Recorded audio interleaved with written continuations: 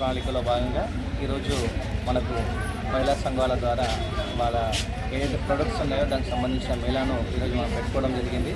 గతంలో కూడా మనము 2 మేళాలు కండక్ట్ చేశాము. ఈరోజు కూడా మనకు సీఎం గారి ఇన్స్ట్రక్షన్స్ ప్రకారం ఈరోజు కూడా మన స్వయం సహాయక సంఘాల మహిళలు వాళ్ళు తయారు చేసిన వస్తువులు అలాగే ఆహార పదార్థాలతో మనం ఒక మేళాను కూడా కండక్ట్ చేసుకున్నాం. ఈరోజు బుధవారం కాబట్టి ఆ మేళకు కూడా మాకు విశేష స్పందన రావడం జరుగుతుంది. ఈరోజు సాయంత్రం వరకు కూడా ఈ మేళాను మేము కంటిన్యూ చేస్తాము.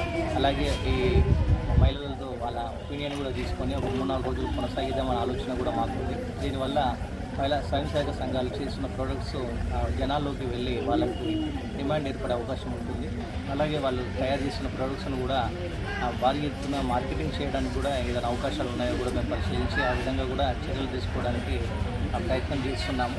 ఈ అవకాశాన్ని మాకు ఇచ్చినందుకు అలాగే అవకాశాన్ని ఉపయోగించుకొని ఇక్కడికి వచ్చిన మహిళలందరూ కూడా మేము ఈ సందర్భంగా కృతజ్ఞత తెలియజేస్తున్నాము. మా ఆర్పీల సహకారంతో అలాగే టీఎంసీ గారి సహకారంతో వివిధ గ్రూపులకు సంబంధించిన మహిళలందరూ కూడా సంఘాలకు సంబంధించిన మహిళలందరూ కూడా దీంట్లో పార్టిసిపేషన్ చేయడం జరిగింది.